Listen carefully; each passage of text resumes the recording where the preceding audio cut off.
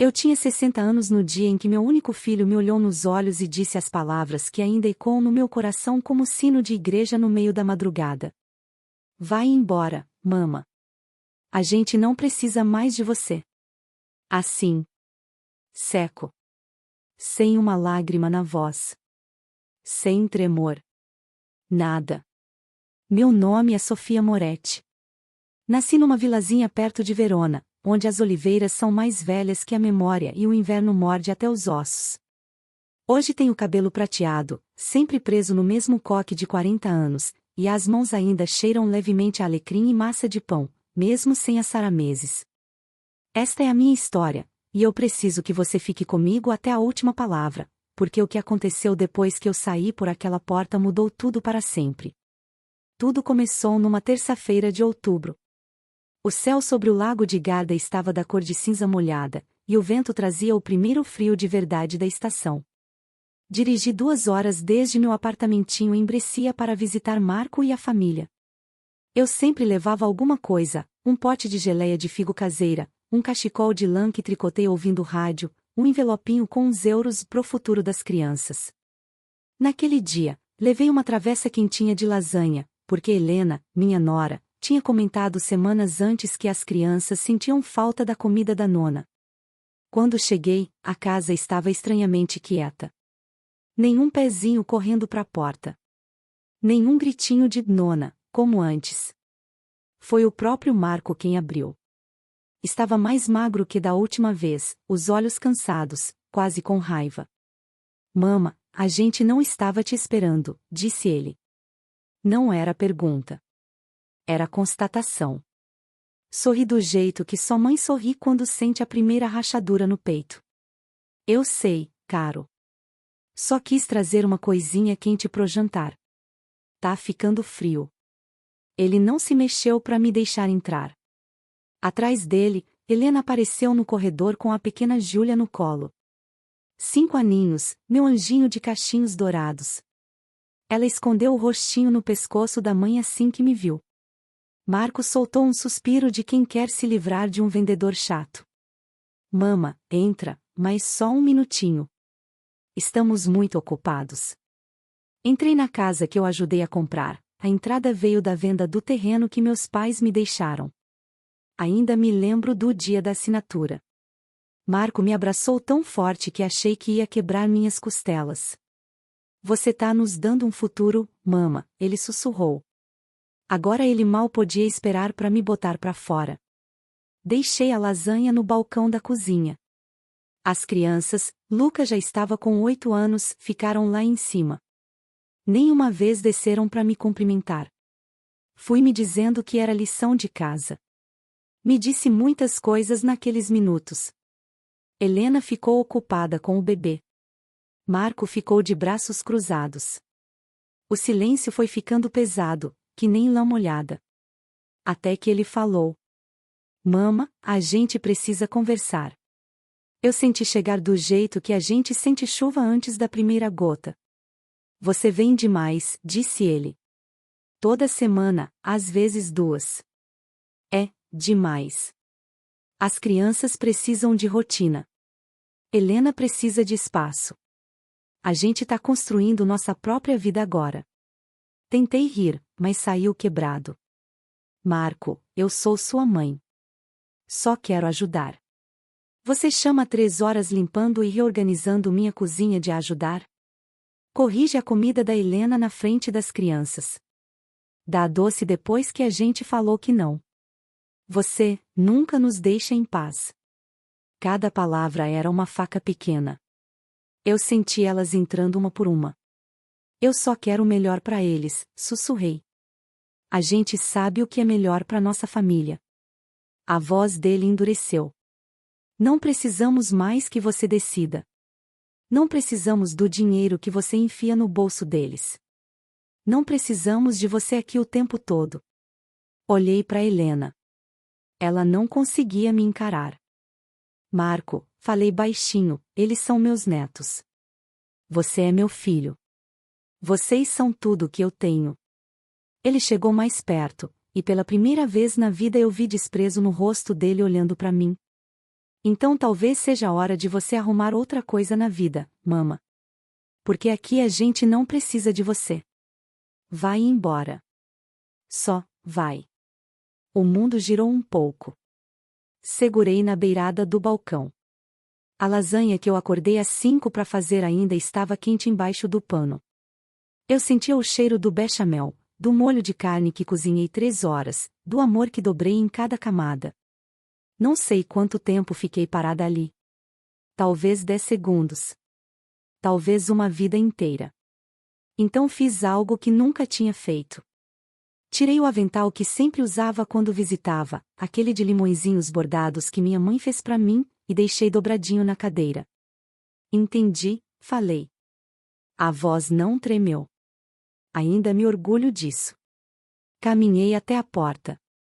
Ninguém me segurou. Ninguém disse, mama, espera. Na soleira, me virei mais uma vez. Marco já estava virando as costas. Helena olhava pro chão. A pequena Júlia espiou de trás da saia da mãe, confusa. Sorri para minha netinha, um sorriso de verdade, quente, cheio de amor, e saí.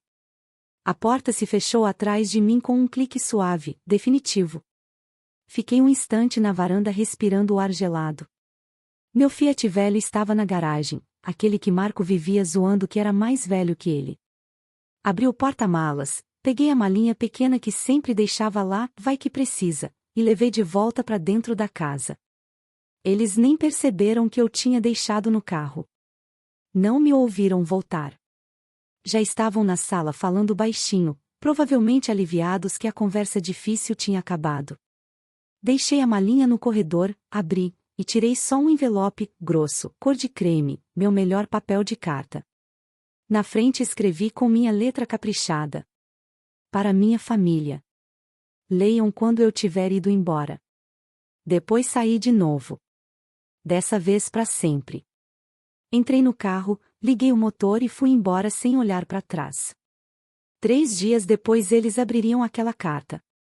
E tudo mudaria. Mas você, meu amigo querido, fica comigo. Porque o que eu escrevi naquelas páginas é algo que nenhuma mãe deveria ter que escrever, e nenhum filho deveria ter que ler. Eu vou te contar tudo. Só me prometa que não vai embora antes do final. Se você está assistindo isso e já se sentiu invisível para as pessoas que mais ama, por favor, faz uma velhinha feliz, aperta o botão de inscrever-se e o sininho. Não custa nada, mas para uma velha que achou que tinha perdido tudo, significa o mundo. Que Deus te abençoe com filhos que nunca esqueçam as mãos que um dia os carregaram. Agora, deixa eu te levar de volta para a noite em que escrevi aquela carta. Minha mão tremia tanto que precisei parar 3 vezes. Naquela noite em que escrevi a carta, a chuva batia na janela da minha cozinha e embrecia como se quisesse entrar para chorar comigo. Eu estava sentada à mesma mesa de madeira onde ensinei o Marco a abrir massa quando ele tinha 7 anos. A mesma mesa onde o pai dele, que Deus o tenha, me deu o último beijo antes do infarto levá-lo com apenas 52 anos. Agora eu estava sozinha. Sozinha de verdade. A minha mão tremia tanto que a caneta deixou pequenas manchas de tinta na primeira folha. Tive que parar, juntar as palmas como se rezasse, e respirar até o tremor passar. Depois comecei. Meus queridíssimos Marco, Helena, Luca e Júlia. Escrevi durante 3 horas. Página atrás de página. Não levantei a voz uma única vez naquele papel. Não xinguei. Não implorei. Mães como nós, aprendemos que implorar só faz com que eles se afastem mais rápido. Em vez disso, contei a verdade. A verdade silenciosa, cruel, que eles tinham esquecido. Lembrei ao Marco das noites em que fiz plantão duplo na fábrica têxtil para que ele pudesse ter o aparelho que endireitou seus dentes. Como vendi minha aliança de casamento, aquela que o pai dele colocou no meu dedo, para pagar os livros da universidade quando a bolsa escorreu pelos dedos. Lembrei a Helena como fiquei 9 dias ao lado da cama dela no hospital quando a Júlia nasceu prematura, sussurrando orações em italiano enquanto as máquinas apitavam. Como limpava a casa deles toda semana sem reclamar, não para criticar, mas porque eu não suportava ver meus netos vivendo no caos enquanto a mãe deles se recuperava do esgotamento. Contei sobre a caixinha de lata escondida debaixo do azulejo solto no meu banheiro. Dentro havia as economias que guardei por anos, quase 90.000 euros. Dinheiro que nunca toquei, nem quando o telhado vazava, nem quando meus joelhos precisavam de uma cirurgia que eu adiava sem parar. Aquele dinheiro sempre teve um único destino: o futuro deles. Os estudos das crianças. Uma casa maior um dia. Segurança. Depois escrevi a parte que ainda fecha minha garganta só de lembrar. Quando vocês lerem esta carta, escrevi, já terei assinado os papéis transferindo cada centavo para um fundo fiduciário em nome do Luca e da Júlia. Vocês nunca tocarão num único euro. O dinheiro será liberado para eles aos 25 anos, e somente se escolherem estudar ou começar algo honesto com a vida. Se seguirem o caminho de ingrata que vocês me mostraram, o valor inteiro irá para o setor de oncologia pediátrica do Hospital de Verona, o mesmo que salvou seu primo Mateu quando éramos crianças. Parei ali, a caneta suspensa. Meu coração batia tão forte que eu ouvia nos ouvidos. Pensei em colocar raiva. Pensei em escrever o quanto eles tinham me machucado. Em vez disso, escrevi algo pior. Algo mais frio. Mudei também o testamento. O apartamento em Brescia, a casinha no vilarejo que ainda carrega o nome do pai de vocês, tudo agora pertence ao convento que cuidou da minha mãe nos últimos anos. As irmãs foram mais bondosas comigo em um mês do que meu próprio sangue em 10 anos. Fechei o envelope com a velha cera vermelha que guardo para os cartões de Natal. Apertei nele o anel de prata da minha mãe, a única coisa de valor que me restava, para que vissem a marca da pequena rosa que um dia esteve no meu dedo. Depois fiz a coisa mais difícil de todas. Liguei para o meu advogado, o Sr. Rossi, o homem que viu o Marco crescer. Pedi que viesse na manhã seguinte. Contei tudo. Ele chorou no telefone, um velho que enterrou 2 esposas e nunca derramou uma lágrima na minha frente. Sofia, disse ele, você tem certeza? Respondi que nunca tive tanta certeza de nada na vida. Na semana seguinte, desapareci. Não foi dramático. Não bati portas nem gritei. Simplesmente arrumei uma mala, deixei as chaves com o Sr. Rossi e peguei o trem para um vilarejo minúsculo nas montanhas perto de Bolzano, onde minha prima Ana tem uma casinha de campo. Desliguei o celular. Não contei a ninguém para onde ia. Pela primeira vez em 60 anos, eu pertencia só a mim mesma. 3 dias depois que parti, o Marco finalmente abriu o envelope. Sei disso porque a Ana tem uma vizinha cuja filha faz faxina na casa da Helena 2 vezes por semana. Notícia corre rápido em família italiana, mesmo quando se tenta calar. O Marco leu a primeira página, ficou branco e teve que se sentar. A Helena chorou tão alto que a Júlia pequena se assustou e se escondeu debaixo da mesa. Ligaram para o Sr. Rossi. Ligaram para o convento. Ligaram para todos os hospitais da região pensando que algo tinha acontecido comigo. Nada tinha acontecido comigo. Algo tinha acontecido com eles. Descobriram que o banco já havia congelado minhas contas até a criação do novo fundo. Descobriram que o apartamento já não era meu para deixar para eles se algo me acontecesse. Descobriram que todos os domingos em que eu ia à casa deles com comida e presentes, eu pagava em segredo o seguro da hipoteca que os protegeria se o Marco perdesse o emprego. Esse seguro foi cancelado na mesma semana. Mas o pior ainda estava por vir. Porque eu não tinha terminado. Ainda havia uma última coisa que organizei, um ato silencioso final que os alcançaria meses depois, num dia em que achariam que tudo já tinha se acomodado num silêncio zangado. E quando esse dia chegar, meus queridos, nem eu, que planejei tudo com as lágrimas secando no rosto, consigo imaginar o som do arrependimento deles. Fiquem comigo. Estamos quase lá. A próxima parte é a que ainda me mantém acordada algumas noites, me perguntando se o amor de mãe pode mesmo virar pedra, ou se, lá no fundo, eu ainda espero que eles finalmente entendam o que jogaram fora. 7 meses passaram como um inverno lento nas montanhas. Eu acordava com o sol, alimentava as galinhas, ajudava Ana a fazer queijo e ia à missa todas as manhãs na igrejinha de pedra onde ninguém fazia perguntas. Meu cabelo ficou mais branco, minhas mãos mais firmes. Achei que a dor me mataria em algumas noites, mas não matou. Ela simplesmente mudou de forma. Então, na manhã do 9º aniversário do Luca, a última coisa que eu tinha preparado chegou à porta deles. Um mensageiro entregou uma grande caixa de madeira endereçada a Marco e Helena Moretti, com amor da nona Sofia. Dentro havia 2 pacotes menores embrulhados no papel azul claro que eu sempre usava nos aniversários, e uma última carta com a minha letra. Marco abriu com as mãos tremendo enquanto Helena ficava atrás dele, já chorando antes mesmo de saber o motivo. O primeiro pacote era para o Luca, a bola de couro original que o avô Giovanni comprou em 1982, quando a Itália ganhou a Copa do Mundo, aquela com a qual Marco dormia quando era menino. Eu aguardei todos esses anos num baú de cedro. Na bola, ainda com canetinha desbotada, estava a letra infantil do Marco, Campione del Mondo, Marco 8 anni. O meu bilhete dizia apenas, para que seu filho saiba que o pai dele já foi um menininho que acreditava em sonhos. O segundo pacote era para Giulia, a boneca de porcelana que a minha mãe me deu na minha primeira comunhão, vestida com renda verdadeira de Veneza. O rostinho ainda perfeito, os olhos pintados exatamente da cor dos olhos da Giulia. Meu bilhete dizia, essa boneca esperou 60 anos por uma menininha delicada o suficiente para amá-la.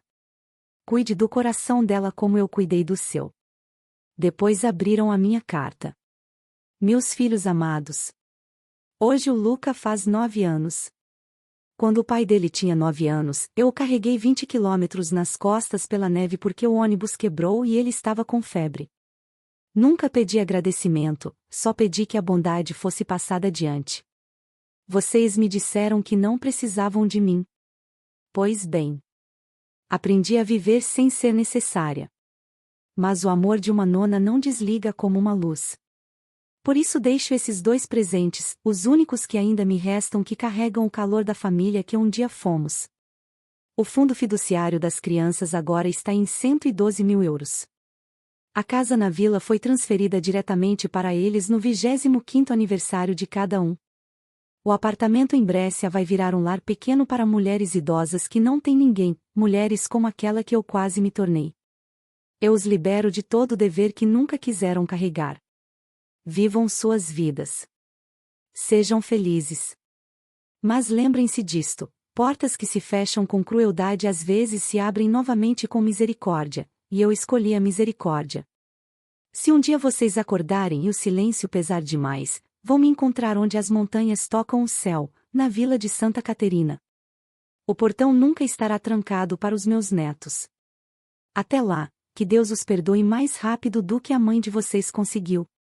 Com todo o amor que ainda carrego. Nona Sofia. Contaram à vizinha da Ana que o Marco sentou no chão e chorou como criança, apertando a bola velha contra o peito. Helena foi ao convento na semana seguinte e implorou às irmãs o meu endereço. Elas recusaram, minhas instruções foram claras. Há 3 semanas, numa manhã de domingo em que as macieiras estavam floridas, ouvi um carro no caminho de Cascalho. Eu estava sovando pão, com farinha até os cotovelos, quando 2 figurinhas pequenas explodiram pelo portão gritando "Nona", com toda a força dos pulmões. Luca e Giulia correram para os meus braços com tanta força que todos caímos na grama, rindo e chorando ao mesmo tempo. Atrás deles, mais devagar, Marco e Helena pararam na porta. Os olhos do Marco estavam vermelhos. Helena não parava de torcer a barra do casaco. Eu olhei para o meu filho por um longo tempo. Depois abri os braços ainda mais. É tudo o que direi sobre perdão. Algumas coisas são sagradas demais para muitas palavras. Começamos de novo, devagar, com cuidado, como costurar uma ferida antiga que nunca mais pode ser reaberta. As crianças passam agora todos os fins de semana alternados aqui. Marco traz flores que ele mesmo colhe.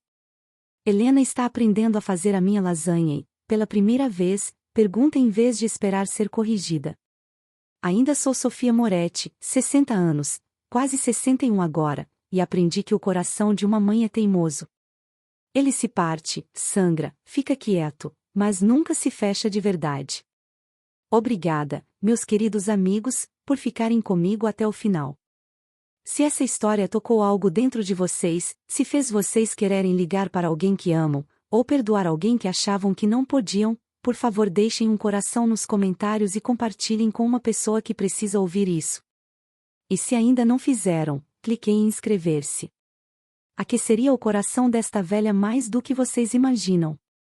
Que seus filhos nunca precisem aprender do jeito mais difícil o tesouro que vocês são. Deus abençoe todos vocês. Até a próxima história. Arrivederci.